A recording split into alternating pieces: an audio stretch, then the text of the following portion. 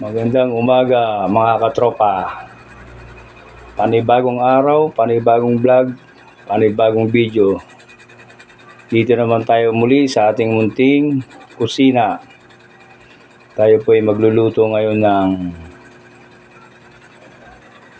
buto-buto. Yan, katropa. Pinapalambot ko lang yung buto-buto. Pag lumambot, saka natin ilalagay ito ating mga ingredients. Luya, sibuyas, sa siling haba, pampabango. Ito mga katropa, lutong Bisaya, ito Cebuano. Sabaw na buto-buto.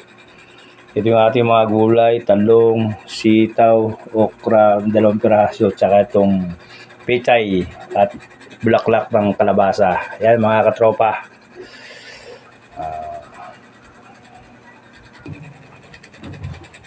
Katropa, ilagyan na natin itong luya para lumasa na sa sabaw. Itong sibuyas.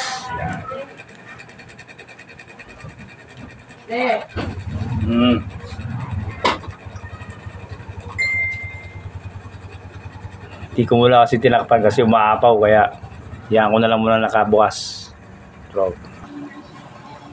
Katropa, malambot na yung karne. Ilalagyan na natin itong gulay, sitaw tsaka okra. Tapos yung pabango natin, sili. Ilalagay na natin yan.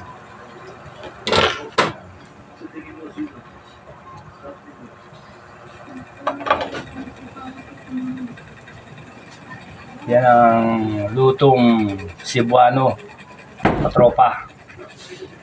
Sabaw na may luya na buto-buto.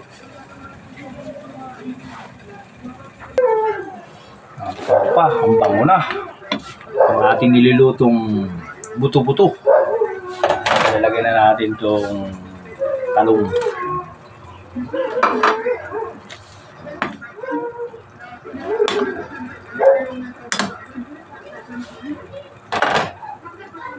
Ay sasabay natin yung bulaklak ng kalabasa sa pechay.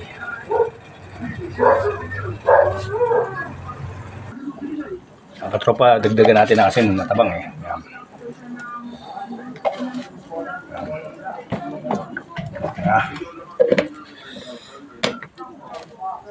Tapos ang katropa, ilalagay na natin tong bulaklak ng kalabasa at saka pechay.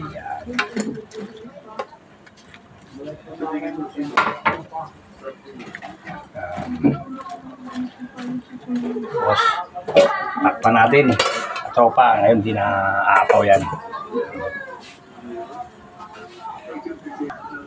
Buksan natin, katropa, yung ating nilulutong may sabaw. Yan. Ayos na katropa. Ating niluluto ay ating titikman ng ating niluto.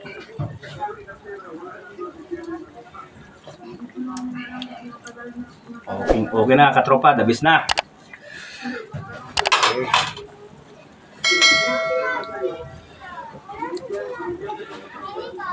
Yan.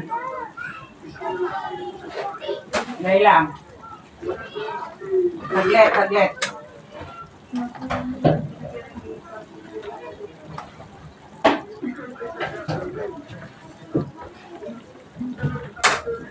Ano dyan?